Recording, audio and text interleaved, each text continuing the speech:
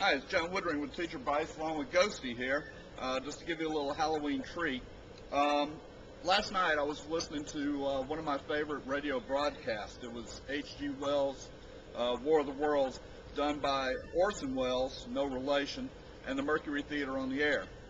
The thing is that what maybe a lot of you didn't realize is that scriptwriter Howard Cox, actor Orson Welles, and the Mercury Theater on the Air players probably pulled off what is considered the greatest Halloween prank ever pulled on any group of people.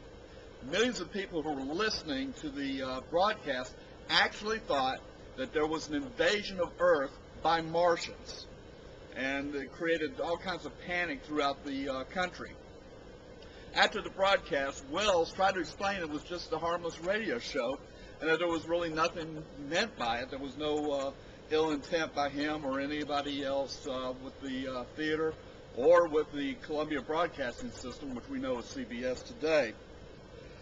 The thing is, later, some years later, Wells actually in a BBC interview actually said, though, that one of the things he did want to try to demonstrate during the broadcast was that people were probably too willing to believe what they heard over radio.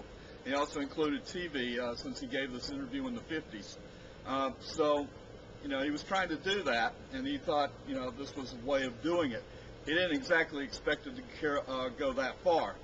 Howard Cox, the scriptwriter, who later won an Academy Award for a screenplay, Casablanca, actually went a step further, saying that people were not willing to think for themselves. And he went so far as to even claim or criticize schools for not teaching students how to think for themselves and to evaluate what they read or what they hear or what they see, whether it's in print or on the radio or on the internet or on TV.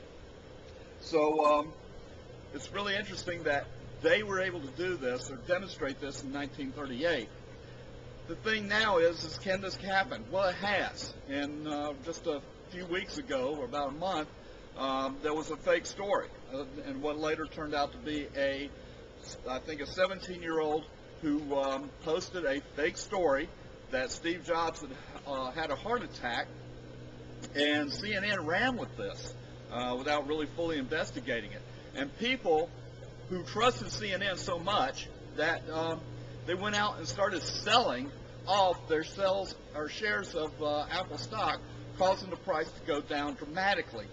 Well, later it's found out the whole thing was a hoax, and I believe this young man is going to be facing some charges by the government here fairly soon. But the thing is that we do need to teach people to evaluate what they see and what they hear, and to look at different sources and from different angles, so that we can't have these things like the War of the Worlds or the Steve Jobs heart attack fake. And then, of course, this is very critical as we're going into the elections next week. So, for Ghosty, I'm John Woodring. Thanks for watching.